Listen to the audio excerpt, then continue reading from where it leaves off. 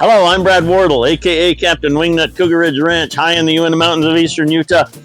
And we're in the big greenhouse today, and we've had a little bit of a dilemma because we grow squash, pumpkins, cucumbers, everything, watermelon, all kinds of stuff up on the trellises here. And the trellises get so packed in with all of the foliage. This is from last year. You can see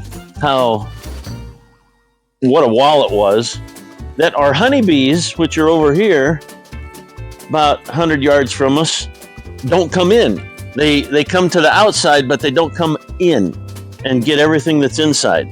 So we were considering putting a honeybee colony inside here, which would be great, but it's hot in here, and I'm afraid it would cook our little girls. So I had to come up with another idea, and I saw mason bees flying around in here the other day, and I said, let's make some mason bee houses so that we can keep the mason bees in here and let them do the inside pollination.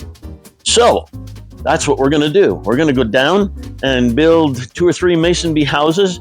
You get to be a fly on the wall and watch, and here we go. So the way this works is you get a pipe and you put straws in the pipe for little homes for the mason bees to lay their eggs and make more mason bees. And they look for these things, and they make, oh my goodness, they fill up everything that's got a little hole around here. So I know that we've got lots of mason bees. So what I want to do is I want to get a pipe, something about like this, and cut it so that we can put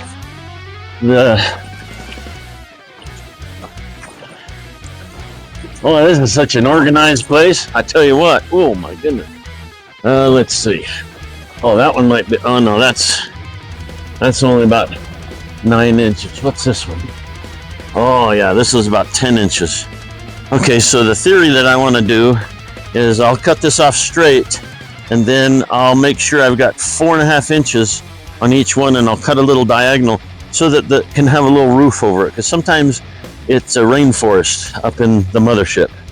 And so that's what we'll do. Let's go cut this. When you live on the farm and you get out in the middle of Timbuktu and you need a vise, you gotta have a way to have a vise remote. So this baby fits on all of the equipment, the tractor, the 4x4, the trucks, and this lets us have a big heavy duty vise out in the middle of nowhere. Pipe. There we go. So each one of these pieces needs to be 4.5 inches, because that's what our straws are going to be. And I'll show you the straws in just a minute. So I'm going to make a mark here at 4.5. And I'm going to make a mark here at 4.5. Okay, so now I've got a line at 4.5 inches on each side. And I'm going to go from this side at 4.5 to this side at 4.5. Make myself a line, a cut lie.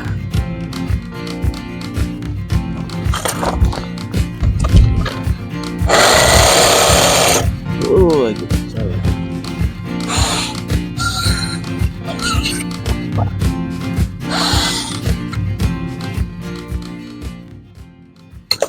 So I got these Boba straws, and they're paper. You're going to need paper. I don't think the little beasts like plastic, so get paper Boba straws, and you're going to cut them and just fill this container up, pack it in tight, and that's going to be the new home of the mason bees. Good. So we're just going to stuff these into this 4-inch pipe that we've made, and if you lift it up and they start to fall out, you need more. Or if you see a little hole where it could use one, stuff it in. They need to be pretty tight, and you don't want to glue them in because you may need to take them out to clean them and replace them. in the future. Perfect. Okay, they're all in there tight. Pretty good. Now, decorations are optional, but I'm sure the girls are going to decorate these, and then we'll go hang them up and let the mason bees make little houses.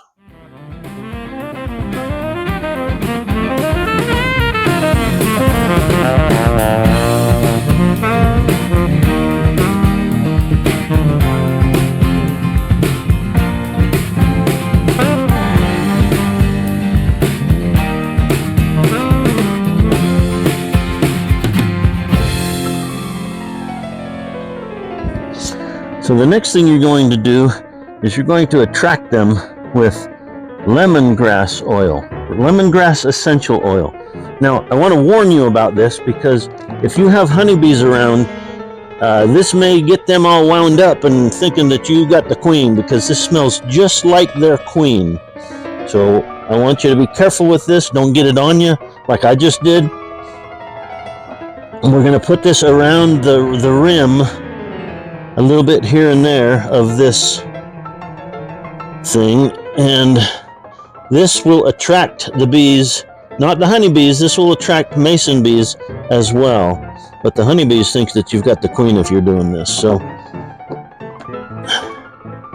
just put a couple of drops here and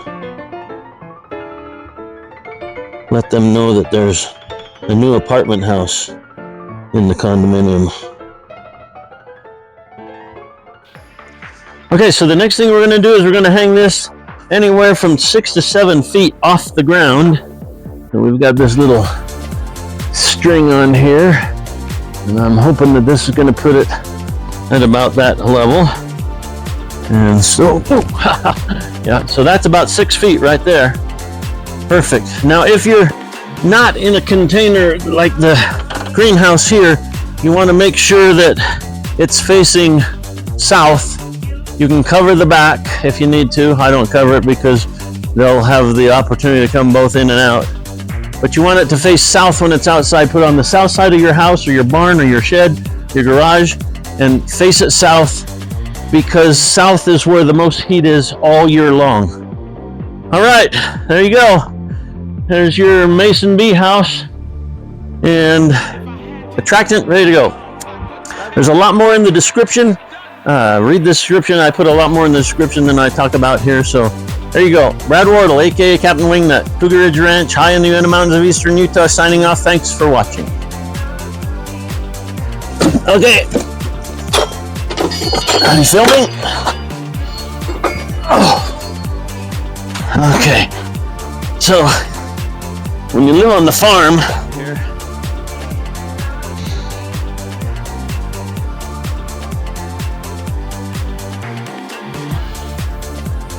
you're not running yet, are you?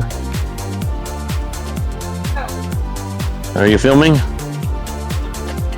Hello! I better fix this.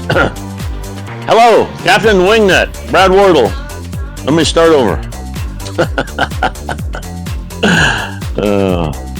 You're not starting over, are you?